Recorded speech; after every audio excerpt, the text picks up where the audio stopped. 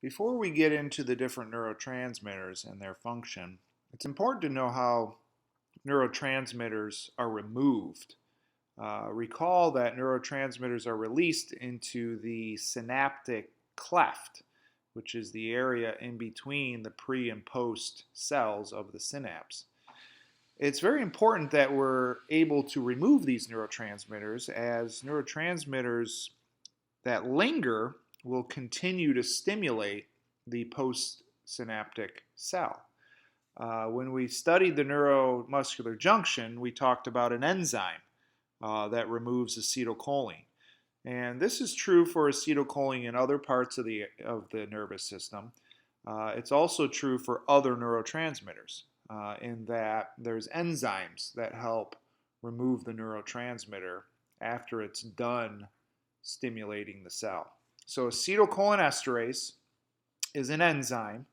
It breaks down acetylcholine. It actually breaks it down into acetic acid and choline, and that inactivates that neurotransmitter. Why are these things important? We often have medications that block these enzymes. And if you block enzymatic degradation of a neurotransmitter, that neurotransmitter level will stay high. So we often use those for a number of things. One use is to reverse a neuromuscular blocking agent. So during general anesthesia, when someone is completely knocked out, they use muscle relaxers. And sometimes those muscle relaxers will wear off in a predictable manner. Sometimes we have to reverse those blocking agents. And one way to reverse them is to boost up acetylcholine. One drug called neostigmine is an acetylcholinesterase inhibitor. And it's also used to strengthen muscles.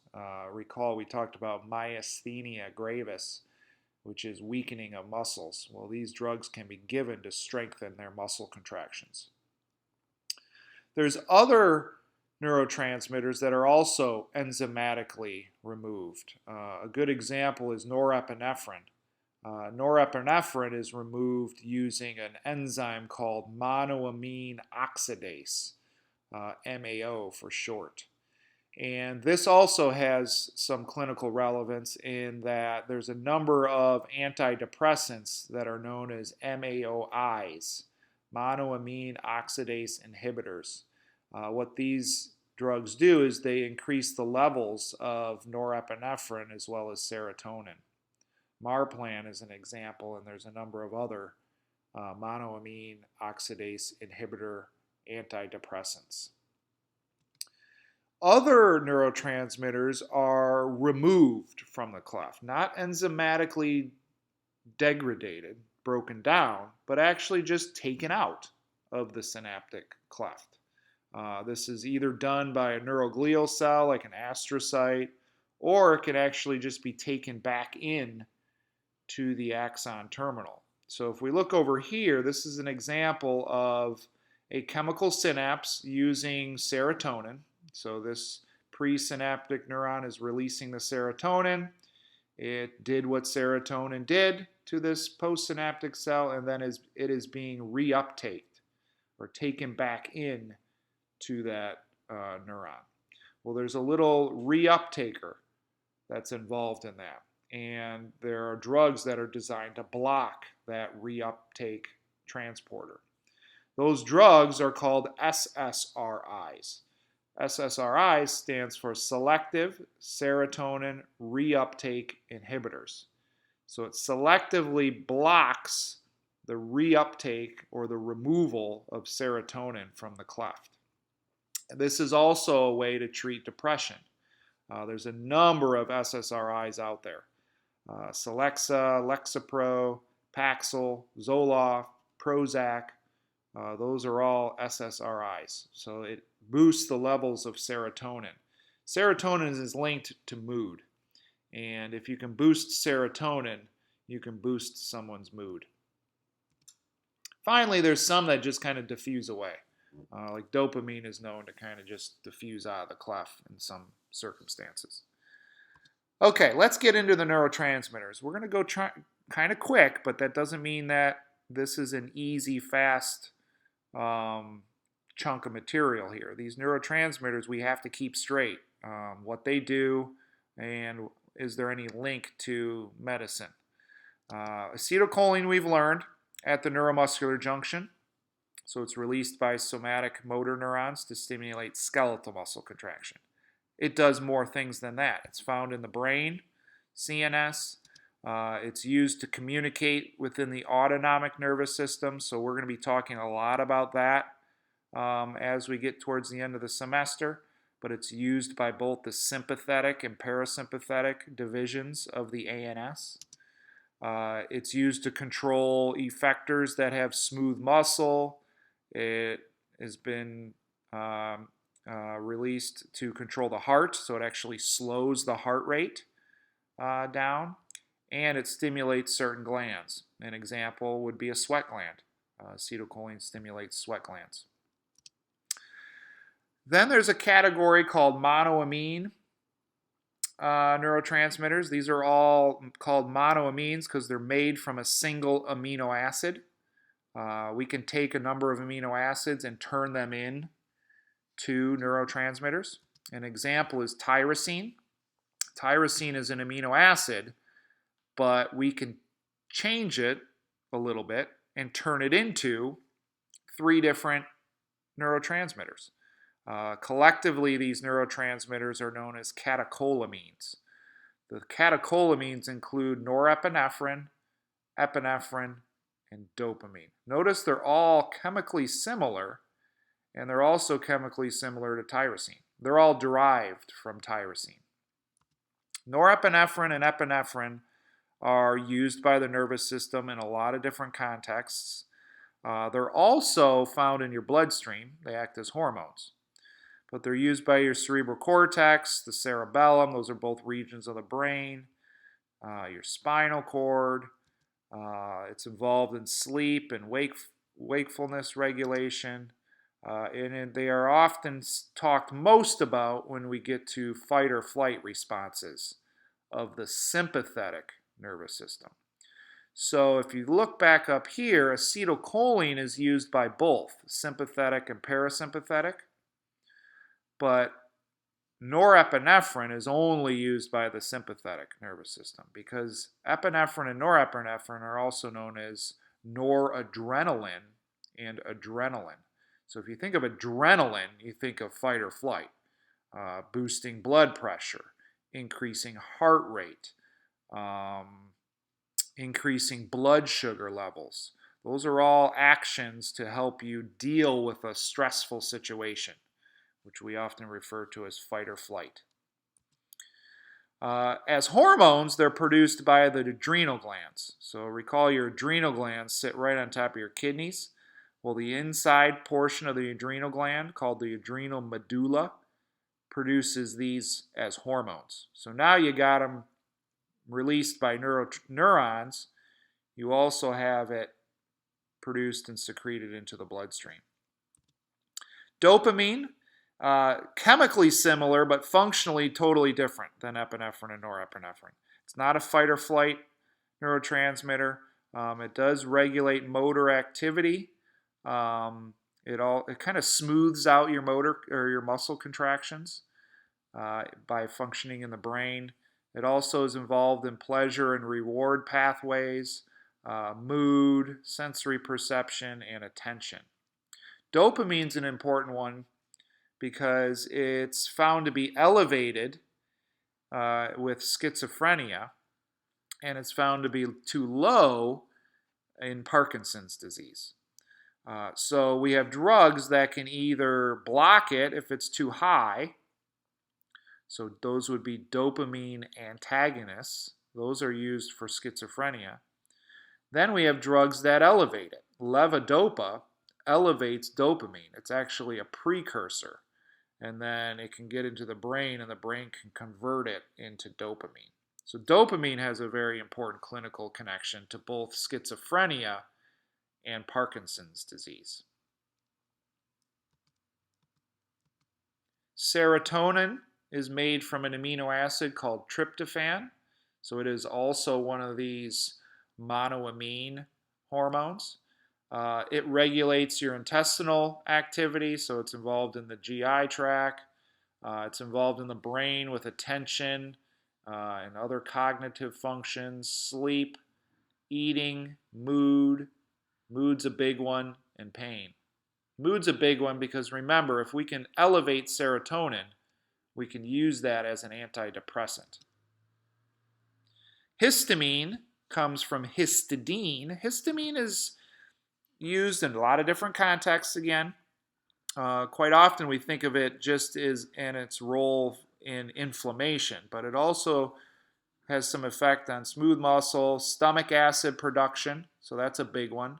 When we get to the digestive system, we'll learn about heartburn and gastroesophageal reflux disease, where we can treat that by blocking histamine.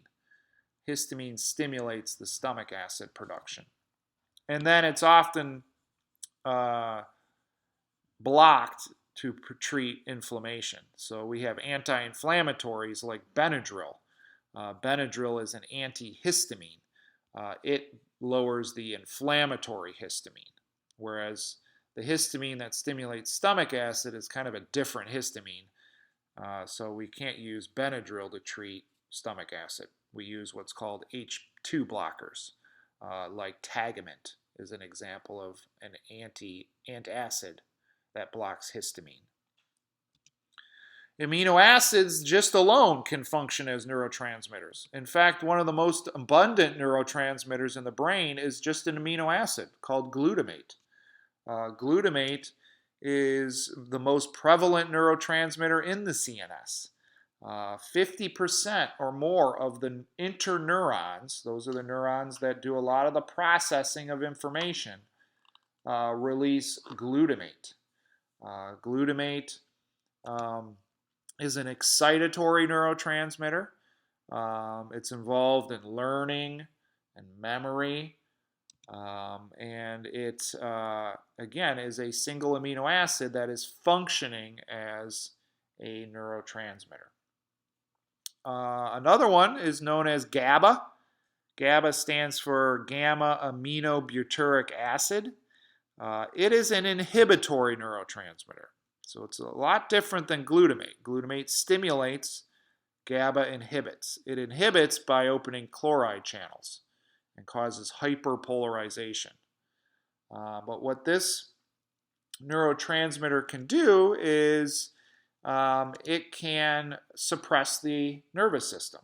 So we can take advantage of that and again design a drug that suppresses the immune system. So it can be an anti-anxiety drug. Diazepam or Valium and other benzodiazepines enhance GABA. So they can increase the activity of GABA, and therefore they can act as a nervous system inhibitor and be used for anxiety.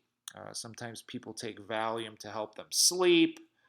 Sometimes it's used if someone is having maybe a procedure done, like a CAT scan or an MRI, and they're very nervous about those procedures.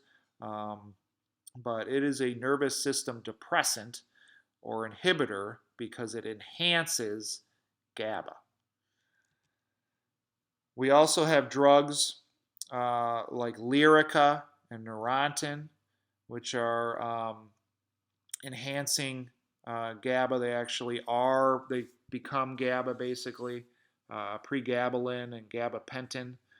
These are often used to, again, suppress nerve functions, nerve activity, overactive nerves. Lyrica is often used for people with peripheral neuropathy. That is when they have tingling in their hands and feet. That often occurs with diabetics. So diabetics can take Lyrica to kind of cool off or suppress a lot of that overactivity of sensory neurons. Even individuals that have seizures can take Neurontin to suppress that overexcitability of neurons. And then glycine is just another amino acid that can function as a neurotransmitter as well. Finally, we have neuropeptides. Neuropeptides, as the name suggests, are little proteins that function as neurotransmitters. There's more than 50 different neuropeptides. We're going to talk about the most common ones that are involved in the nervous system. Some of these things can act as both hormone and neurotransmitter. They also have a clinical connection in that there are drugs that mimic some of these things. Substance P is involved in pain signaling. It is one actually used and released by nociceptive neurons. Nociceptors are your pain neurons. So it's released to transmit the pain input. So it helps get that pain signal to the CNS for perception of pain. Opioids are the complete opposite. Now, opioids suppress pain. So they are analgesic. Analgesic means pain relieving. So what these guys do is they act as our natural pain relief. There are times when we need to suppress pain. We call this the endogenous analgesic pathway that we have. An example would be if you have a broken bone, but you got to fight through that and to survive. Your body will actually suppress that pain. Or you turn an ankle and you have extreme pain from that ankle, but you still want to finish the football game. Your analgesic pathway kicks in, and you often won't feel that pain until after the sporting event. So there are times when your body sends signals down from the brain to block the pain signals from coming up to the brain. So what these opioid does, these enkephalins and endorphins, they block that upward transmission of pain. These are also linked to kind of the feeling of a runner's high, if you will, the feeling of pleasure or euphoria. It also affects body temperature. And we've designed painkillers around these guys. So painkillers like Vicodin or hydrocodone or oxycodone or morphine, OxyContin, Percocet are name brands, fentanyl, and then heroin. Heroin is an opioid, and it has a powerful effect on the nervous system. Not just pain relief, but again, these natural endorphins and enkephalins cause euphoria. So these drugs can cause a similar effect. But they're very, very potent. They can be 200 times stronger than our natural ones, even more than that. So those are some neurotransmitters that we're going to be focusing on.